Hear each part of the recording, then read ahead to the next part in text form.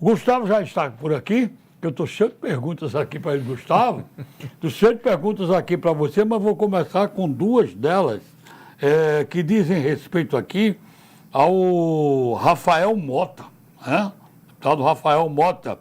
Primeiro, diz que ele ganhou apoio de 4 prefeitos. Né? A informação de que ele ganhou apoio de 4 prefeitos.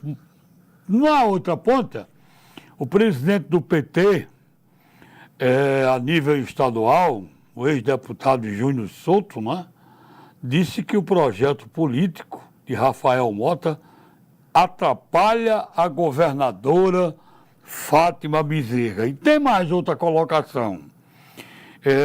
Diz que amplia as chances do bolsonarismo conquistar a vaga do Senado. E tem mais. O PSB Nacional voltou a pressionar o PT para apoiar a candidatura de Rafael Mota ao Senado.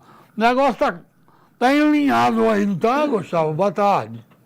Boa tarde, Edmundo, Laíra, e boa tarde a você, amigo da 93, da nossa TV. Tá sim, Edmundo, tá muito enlinhado. O Júnior Souto, ele é do PT de Fátima. Ele, Raimundo Alves, Adriano Gadelha, esse é um PT de Fátima. Agora, tem um outro PT, que eu chamaria o PT de Natália, que Mineiro está ali meio encabulado, mas está estridente Isolda aí de Mossoró, está Jean Paul Prats. Nesse outro PT, esse PT trabalha muito para a candidatura de Rafael. Pelo menos trabalha muito no submundo. Se você pegar também os jornalistas petistas, esse pessoal todinho está trabalhando para a campanha de Rafael, para derrubar Carlos Eduardo Alves. Ontem teve um encontro lá em Brasília do PV. PV, não adianta dizer o que é PV, porque esse partido muda tanto que a gente nem sabe quem são os componentes. Mas eu posso dizer, Hermano Moraes, o George Soares, que é irmão do prefeito lá de Açu, que é deputado estadual, Eudiane e Vivaldo Costa. O PV ontem se reuniu com Rafael Mota, né, e bateu fotos, tudo, e assim, deu a entender, pelo menos através de fotos e o que foi divulgado, que está com o Rafael. Ninguém tem coragem de falar isso no público, mas no privado, os conchavos são grandes contra Carlos Eduardo. Quem não trabalha, pelo menos que eu saiba, contra Carlos Eduardo é Raimundo Alves, Adriano Gadelha, o Júnior Souto e a governadora Fátima Bezerra. Esse PT aí quer Carlos Eduardo, que eles fizeram um compromisso com Carlos Eduardo. Agora, a gente tem até agosto, tem muitas águas para rolar, tem pesquisas para se fazer. Então, assim, ainda tem muita coisa para se decidir. Eu acho hoje a situação de Carlos Eduardo bastante complicada, porque ele é o político do eu sozinho. Ele não tem um grupo, ele é sozinho. E aqui em Natal, que ele tem um grande eleitorado, tem em tese um grande eleitorado, esse eleitorado dele ficou magoado, porque esse eleitorado dele era dele porque também era contra a Fátima. Na hora que foi com Fátima, não mudou nada, muito pelo contrário. Aqui em Natal piorou um pouco a situação da governadora Fátima Bezerra. E na promessa de um para o outro, do outro para um, é o seguinte, que Carlos Eduardo abriria as portas de Natal para Fátima Bezerra. E Fátima Bezerra abriria as portas do interior para Carlos Eduardo. Só que essa soma em política, meus amigos, nunca bate, porque senão era só os dois lados, se juntar teria 90%, e não tem. Eu cito bem aqui a campanha de Macaíba, município que tem aqui na Grande Natal, que tinha um prefeito e tinha Marília, disse que até de Mossoró, tudo, e aí eles são cunhados, mas eles se engalfiaram durante anos, e eles tinham, cada um, a metade mais um pouquinho da cidade, aí se juntaram na última eleição, certo que ele era a maior liderança e ela a segunda maior liderança. Aí perderam para um terceiro candidato, porque o povo não engoliu essa junção. E muitas vezes não ocorre, o povo não engola a junção. Agora, Carlos Eduardo ainda é um candidato forte, né? Fátima tem a palavra dela, mas que a pressão é grande, e em política, muitas vezes o que você escuta é justamente o contrário, né? O que a pessoa quer dizer. Eu só me lembro em futebol, que parece muito com política. Futebol e política parece muito. Quando o cara perde 4 partidas seguidas, o técnico, né, o time perde 4 partidas seguidas, aí o presidente do clube vai para a imprensa e diz assim, o técnico está fortalecido. Isso quer dizer o quê? Que ele está quase demitido. Aí na outra derrota o cara pega e é demitido. Então é mais ou menos o que Júnior quis dizer é o seguinte, pelo amor de Deus, se acalme, pelo amor de Deus, não vamos brigar, porque senão isso tende a piorar. Agora, que existe um desgaste para a governadora Fátima Bezerra, Isso aí é fato que existe. Eu não vejo que Carlos Eduardo e Rafael, os dois brigantes, são para ela. Muito pelo contrário. Eu acho que ela perde. Do mesmo jeito que o pessoal dela dizia que existia.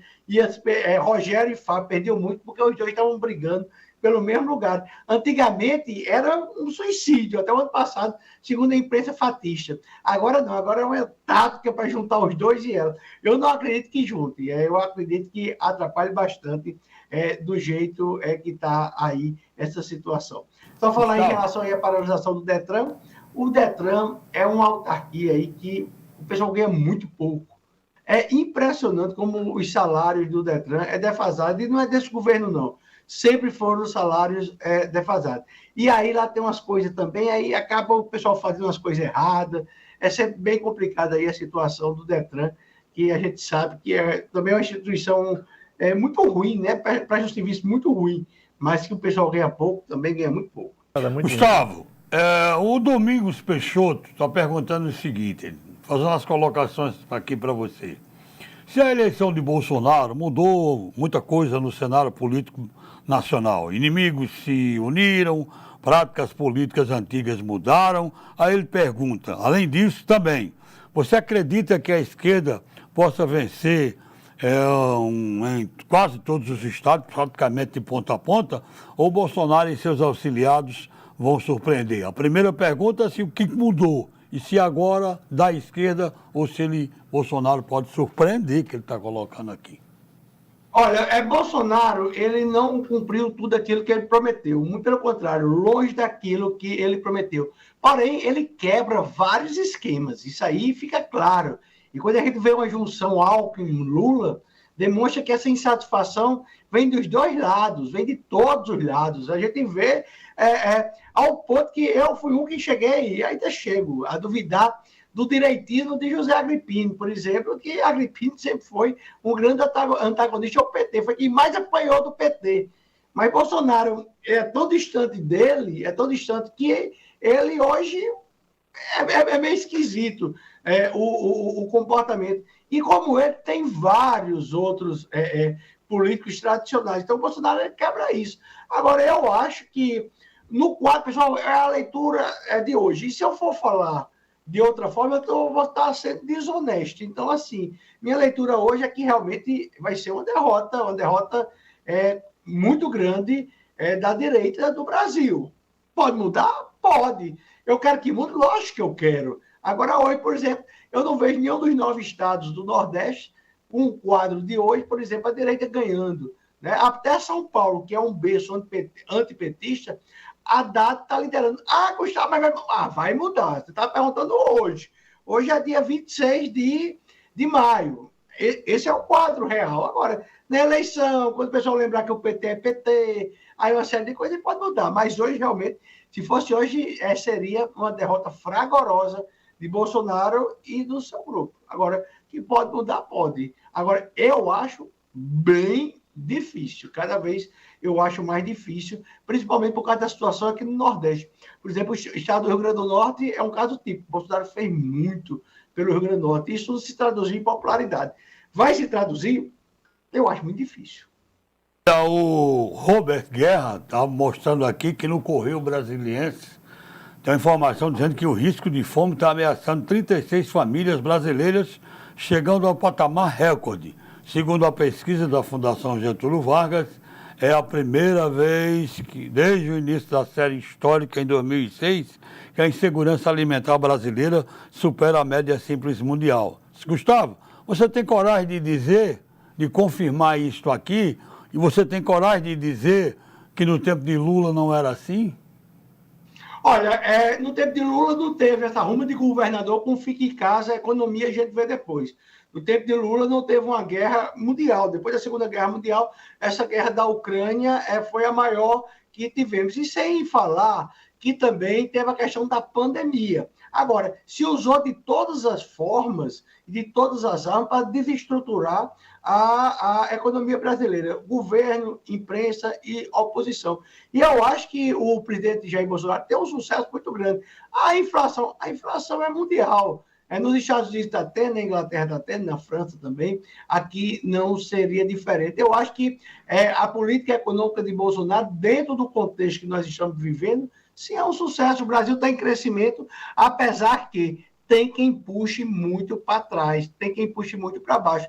E o coleguinha aí deveria relembrar do endividamento da época de Dilma, quando Dilma saiu, o que eu não chamaria mais nem de recessão, de depressão, porque o PIB recuou mais de 10%. Então, assim, Bolsonaro, se você for olhar o cenário do Brasil em relação ao mundo, está tudo bom demais. Agora, pode melhorar, principalmente se não tiver essa guerra tão grande, a ditadura do judiciário, que eu também esqueci. O judiciário, o STF, pegou o Brasil, o Pacto Federativo do Brasil, e transformou cada prefeitinho em um presidente da República, quando o decreto do prefeitinho valia mais que um decreto presidencial. Então, essa bagunça aí, meu amigo, não foi o Jair Bolsonaro que fez, não.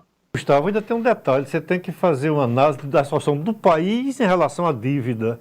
Tenho a impressão que a maior dívida deixada por um presidente foi no tempo de Juscelino Kubitschek. Foi tão grande que Juca Chaves, que fazia as músicas, ironizando inteligentemente tudo que acontecia na política, compôs uma trilhãozinho, porque naquela época o país devia mais de 1 trilhão de cruzeiros naquela época. Né? E você veja, Laíra, que também tem um caso aí bem interessante. Ninguém ouviu falar em falta de dinheiro na pandemia. Ouviu falar em falta de insumos, em problema de compras de respiradores que não chegaram, mas o dinheiro e a assistência... Outra coisa que a gente escuta todos os dias, as prefeituras estão abarrotadas de dinheiro. Também isso mostra uma administração bem interessante de Jair Bolsonaro. Por fim, dentro desse comentário de Laíre, eu me lembro muito do crédito consignado. Isso ocorreu muito aí no interior. O neto pegava o cartãozinho do avô, da avó, fazia um empréstimo consignado, comprava uma CG, uma moto, né? E o pobrezinho do avô e a avó passava aí 72 meses pagando o crédito consignado da aposentadoria. Isso ocorreu muito, o endividamento era muito grande. Tanto é que aquela classe, chamada classe C, emergência, depois foram tomar os carros, foram tomar tudo, porque esse pessoal gastou demais, se endividou demais e acabou tombando e fazendo o Brasil tombar. Crédito é bom. Eu acho que tem que se endividar para crescer, é normal. A gente muitas vezes compra as coisas pelo valor da prestação, nem pelo valor do bem em si, mas demais, aí tem um efeito contrário. Aí dá o retrocesso e tem a quebradeira. Gustavo, amanhã não está aqui de volta? Fechar a semana? Se Deus quiser. Amanhã eu trabalho, estou bem direitinho. Até amanhã. Um abraço. Voltamos já com o segundo bloco do Observador Político.